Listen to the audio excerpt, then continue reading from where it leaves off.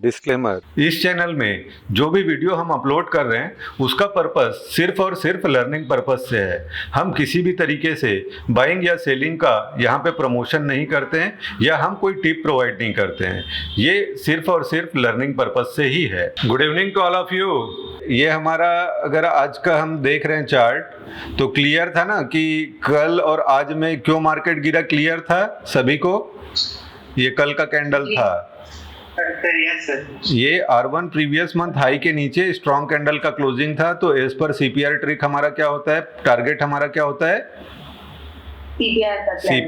CPR का centre line touch किया है और उसके बाद एग्जैक्टली वहां जाके रुक गया है ना। अगर आप कैंडल देखोगे तो एग्जैक्टली सीपीआर का सेंटर लाइन से ही सपोर्ट लेने की कोशिश किया है। ठीक है, अब ये तो हो गया कि चलो ठीक है, ये वन वे मोमेंटम आ रहा था और मोमेंटम यहाँ पे रुकना था। तो हमको सबसे पहले समझ में आया ना ट्रेंड क्या होता है, ट्रेंड कहाँ से आइडेंटिफाई करते हैं। मेजर ट्रेंड जैसे अगर आइडेंटिफाई करना है तो ये राउंड देख रहे हो गोला, उस दिन का जो हाई और उस दिन का लो, इसको हम मार्क करते हैं। जिस डायरेक्शन में टूटता है उस डायरेक्शन में मोमेंटम कंटिन्यू हो जाता है।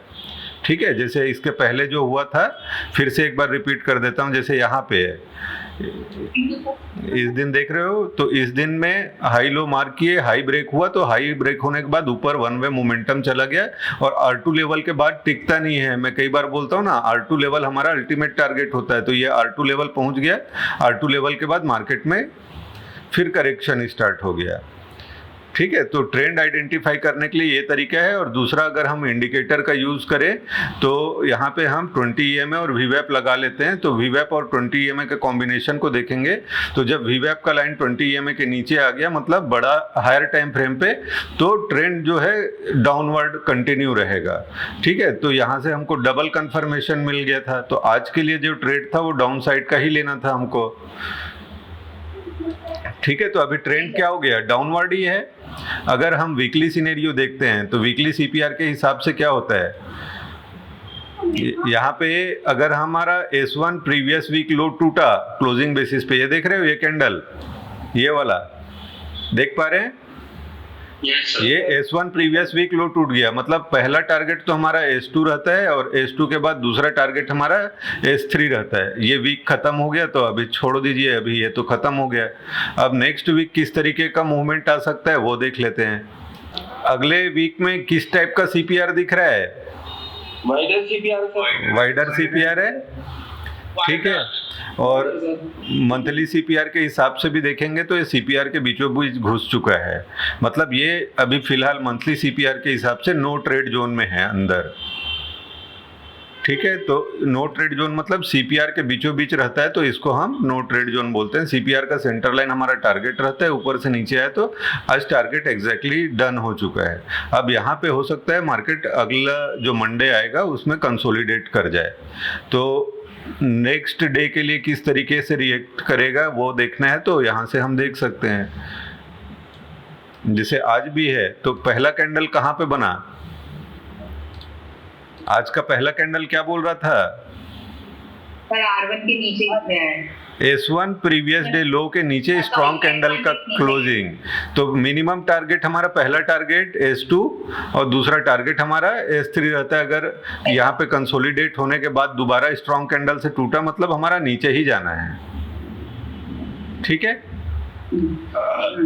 तो ये तो हो गया हमारा आज का जो ट्रेड हमको लेना था वो उस तरीके से है। अब हमारा नेक्स्ट डे की प्लानिंग कर लेते हैं। हाँ सर, ये आज मैं इसको पकड़ने की कोशिश कर रहा था इस ट्रेड को, लेकिन पकड़ ही नहीं पाया, इतनी जल्दी भाग गया करके। हाँ नहीं, ये मतलब इसको कैसे पकड़ सकते हैं करके, मतलब किस तरीके से। मैं आपका वो वीडियो देखा, वीडियो में ये आपने एक्सप्लेन बहुत अच्छे से किया हुआ है, पूरा समझ में आया।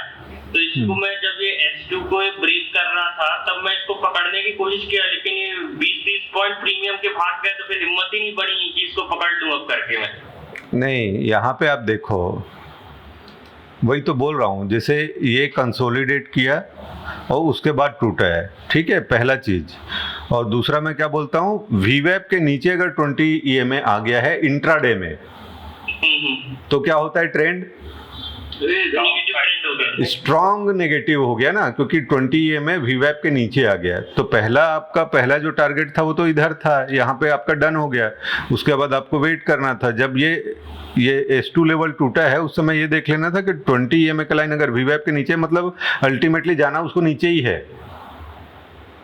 हाँ सर, वो मेरे को समझ में आया, नीचे आना था। हाँ। तो जब एक छोटा कैंडल बीच में S2 को तोड़ के बनाया, उस समय मैं ऑर्डर लेने की कोशिश कर रहा था, लेकिन इतना बड़ा कैंडल बन गया कि मैं ले ही नहीं पाया उसको। नहीं तो वो प्रैक्टिस का पार्ट है ना, वो तो आपको करना पड़ेगा,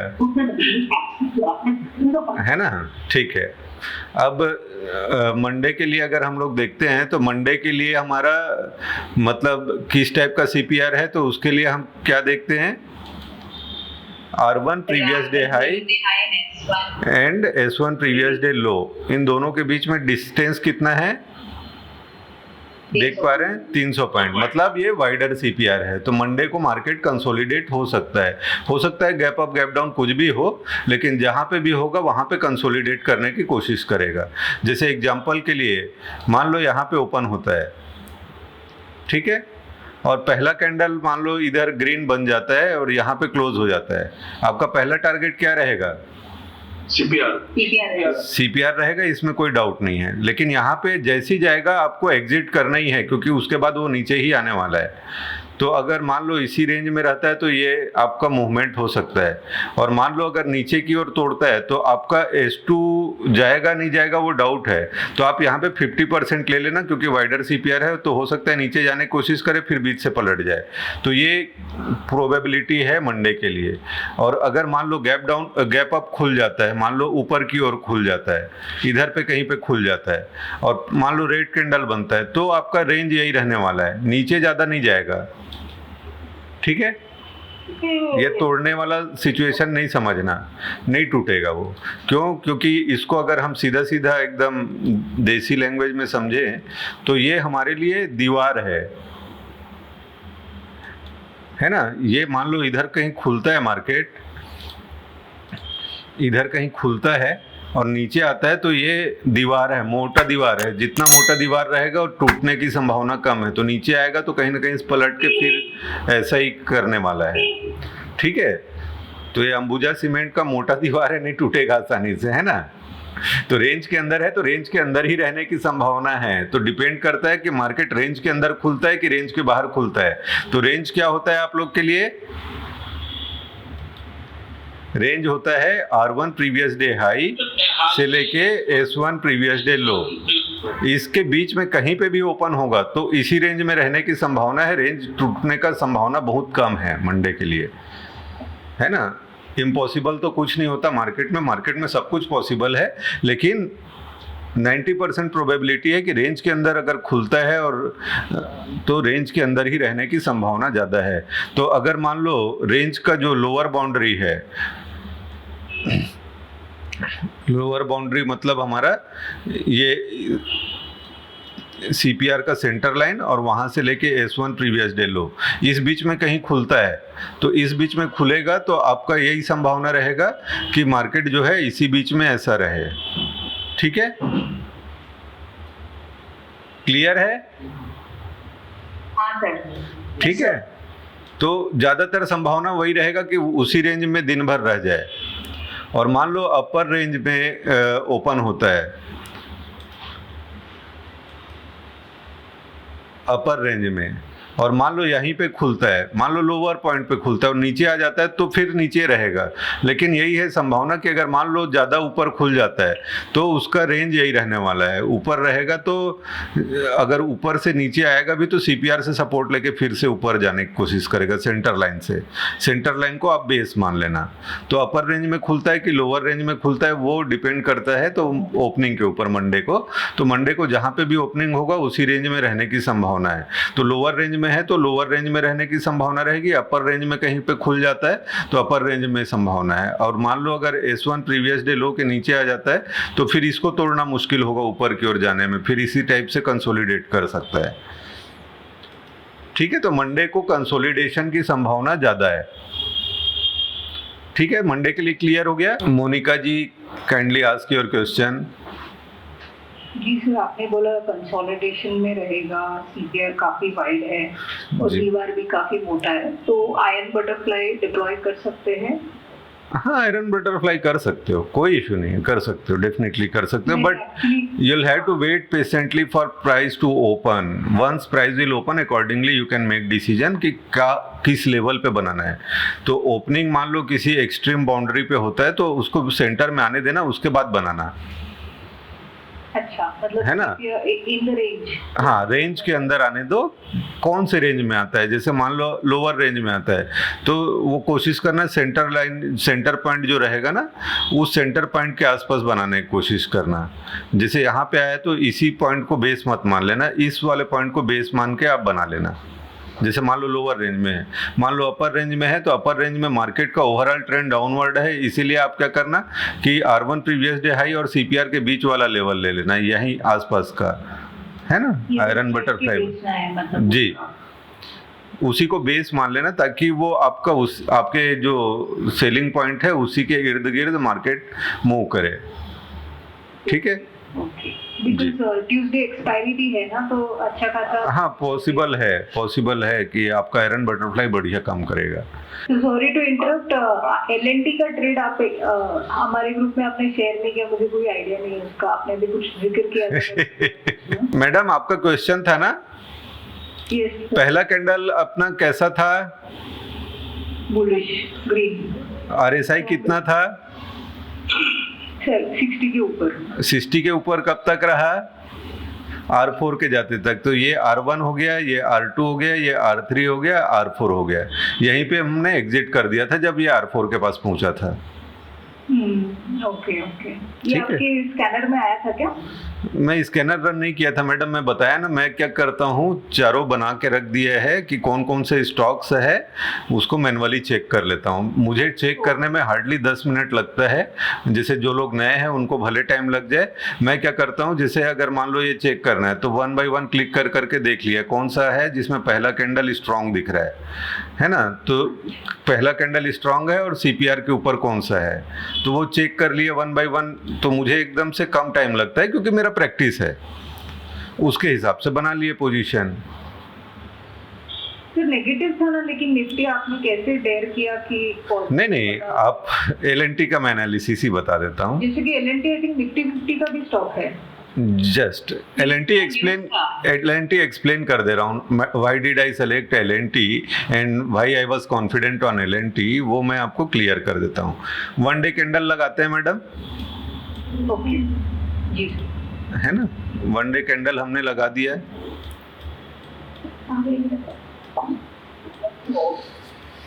और यहाँ पे अगर हम देखेंगे, ये वाला जो है हमारा अमावस्या का हाई, अमावस्या का लो, ये कैंडल नीचे तोड़ा है क्या एक भी बार? नहीं, है ना, टूटा किधर है? ऊपर की ओर है। और टारगेट हमारा R2 था, इसीलिए हम लोग मंथली के हिसाब से भी थोड़ा सा रखे थे कि जाएगा ऊपर ही, लेकिन अगर इंट्राडे में ही R4 चला गया तो हम एग्जिट कर लिए, है ना। तो ये नेगेटिव कहीं से भी नहीं था, जी, है ना। तो वही है मैडम, बेसिस वही था। और अगर वीकली CPR भी देखोगे तो वीकली CPR में भी एकदम क्लियर कट ये अपसाइड था। ठीक है जी। बाकी आप लोग को तो ये वाला सेटअप बताया ही है ना 5 मिनट वाला, कि भाई पहला कैंडल देख के आपको अंदाजा लग जाता है RSI 60 के ऊपर होना चाहिए, है ना। तो अगर देखा था ये, हाँ, ऊपर चला गया तो R1 के ऊपर चला गया तो मेरे को लगा R4 तक जाएगा कि नहीं, पता नहीं था। हाँ, नहीं, मार्केट नेगेटिव था तो हमको वैसे तो इसके लिए थोड़ा सा चाहिए था, लेकिन मेरा क्या वेल प्रोटेक्टेड पोजीशन था। वेल प्रोटेक्टेड पोजीशन मतलब हमने यहाँ पे फ्यूचर बाई किया था और साथ में पुट बाई कर लिया था, तो जो मैक्सिमम लॉस है वो हमारा वेल डिफाइंड था। जी सर, है ना, इसीलिए कोई दिक्कत नहीं हुआ। Sandipan Roy Chaudhary ji, kindly ask your question. Good evening sir. Good evening sir, दरअसल बात ये है कि आपका जो सेटअप है उसमें एक आप वीडियो में बात करते हो वीक्स लेवल, तो हाँ। विक्स लेवल मुझे कहीं पर भी नहीं मिलता है, इसीलिए मैं पूछ रहा था वो कहाँ से ऐड कर सकते हैं। ये जैसे विक्स लेवल क्यों इंपॉर्टेंट है बोलता हूँ ना, जैसे पहला कैंडल है विक्स लेवल को तोड़ दिया, स्ट्रॉन्ग कैंडल हाँ हाँ है ना। यहाँ पे अगर आप देखोगे तो पहला कैंडल है विक्स लेवल को स्ट्रॉन्ग कैंडल ने तोड़ दिया ना, ये स्ट्रॉन्ग कैंडल है, विक्स लेवल टूट गया, मतलब हम कॉन्फिडेंट होते हैं कि विक्स का सेकंड लेवल आएगा ही आएगा, है ना। और जब विक्स का सेकंड लेवल भी स्ट्रॉन्ग कैंडल से टूट जाता है तो हमारा नेक्स्ट टारगेट होता है ये वाला विक्स लेवल, ये भी टूट गया तो नेक्स्ट विक्स लेवल। तो विक्स लेवल वाला इंडिकेटर वो हमारा पर्सनलाइज्ड टूल है ना। तो जो भी आप लोग हो, इसीलिए नहीं मिलता, it is not available for public in trading view, वो हमारा इंट्रोड्यूस किया हुआ है। सुनील कुमार जी। सर ये सर ये जो आप मून फेस वाला इंडिकेटर है ये अवेलेबल नहीं है क्या? It is available on public, आप देख लो यहाँ पे मून फेजेस टाइप करना, मून फेजेस आपको मिल जाएगा। ओके।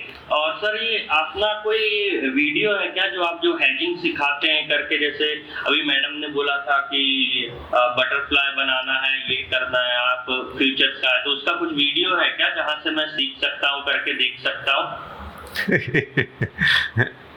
क्लास में आओ ना, आपका स्वागत है, वहां पे सब सिखा देंगे। ओके सर, ठीक है ना। वेट करूंगा सर 1 तारीख तक। हाँ, आपने ट्रेडिंग स्टार्ट कर दिया उसमें अकाउंट ओपन करके? अभी सर मतलब सीख रहा हूँ, वीडियो देख रहा हूँ। आज नहीं, वो आप भले उसमें फंडिंग कर दो, फंडिंग करके एक ट्रेड ले लो, कुछ भी कोई भी शेयर खरीद लो ना, 10 शेयर खरीद लो, क्या दिक्कत है। नहीं तो फिर बाद में आपको टीम अलाउ नहीं करेगा ना। ओके ओके ओके, आपको रिग्रेट होगा उसका। फिर सर आप ही गाइड कर दीजिए सर, कौन सा कल शेयर खरीद लूं मंडे को? अरे कोई भी खरीद लो यार, बताया ना, पहला कैंडल चेक करना है, पहला कैंडल अगर आपको स्ट्रॉन्ग ग्रीन मिल जाए किसी में भी तो उसको खरीद लेना 10 शेयर, है ना। ठीक है, कैसे चेक करना है बता दिया मैंने। पहला कैंडल देख के हमको अंदाजा लग जाता है अगर ओवरऑल ट्रेंड क्या है। जैसे यहाँ पे पहला कैंडल ही अगर देखोगे तो पहला कैंडल स्ट्रॉन्ग रेट था, ये देख रहे हो, कोई भी कंपनी आप ले लो स्ट्रॉन्ग है, ठीक है, स्ट्रॉन्ग रेट है, और ये जो प्राइस है 20 EMA और VWAP दोनों के नीचे है, मतलब इसके नीचे जाने की संभावना ज्यादा है, ठीक है। और नेरो CPR है, नेरो CPR है मतलब वन वे मोमेंटम आएगा। आप देख रहे हो ना, नेरो CPR है, नेरो CPR है मतलब बड़ा मूवमेंट आएगा। ओके सर, ठीक है, ठीक है सर। कई लोग क्या गलत फहमी में रहता है ना कि RSI देख के ओवर सोल्ड ओवर बॉट कुछ कुछ बोलता है ना। वो ऐसा कुछ होता नहीं है, कितना भी गिर सकता है, RSI 10 भी आ सकता है, 5 भी आ सकता है, ठीक है। तो वो गलत फहमी में नहीं रहना कि 30 आ गया मतलब वहां से पलटेगा, वो वाला गलत फहमी नहीं पालना है ना, ठीक है। देख रहे हो यहाँ पे कहाँ आ गया है, आप 15 मिनट में देखो,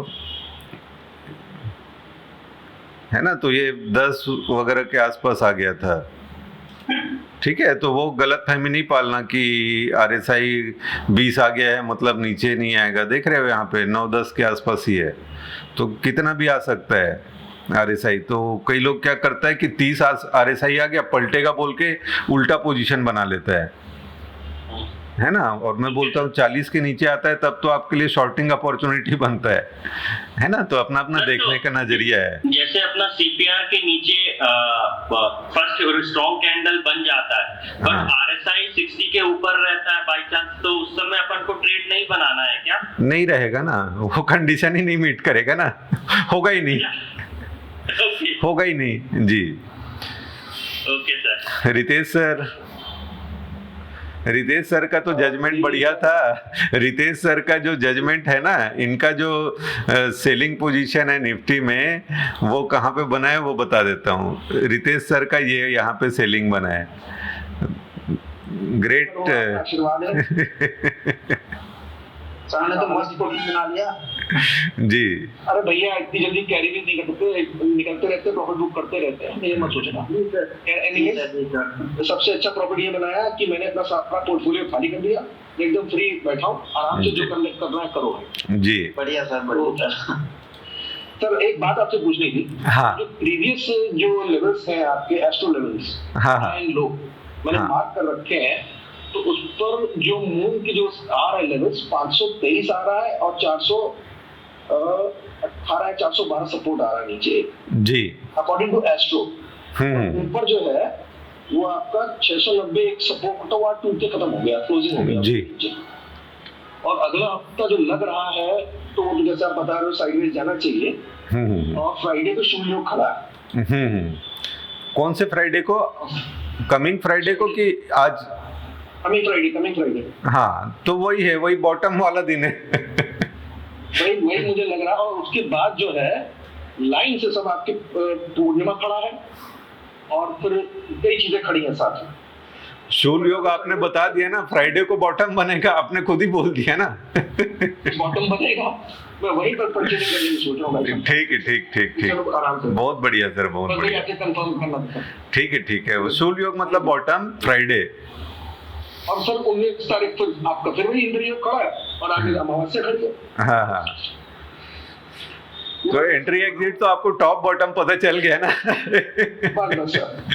great sir, great. Hardik Chauhan ji. नमस्ते सर जी। हाँ हार्दिक जी नमस्कार। सर मुझे आज कोर्स का एक्सेस मिल गया सर जी। हाँ, तो मैं एक बार इसे ज्वाइन करता sir. Sure. Thank you sir. ठीक है, ट्रेड एक्टिवेट कर लिया ना आपने, जो भी अकाउंट है उसमें? हाँ सर, हाँ ठीक। एक्टिवेट कर लिया, उसमें ट्रेडिंग किया, आज स्क्रीनशॉट भेजा तो मुझे एक्सेस मिल गया कोर्स का। उसमें बहुत सारे रिव्यू मैंने आज देख भी लिए। हाँ, ठीक है सर। एक बात सर जी। तो जैसे कि जब ऑनलाइन क्लास होता है, जब हम लोग कैसे शुरू होगा, तो मैं सीआरपीएफ में जॉब करता हूँ। हाँ। तो मेरे थोड़ा टाइम का इशू रहेगा। हाँ।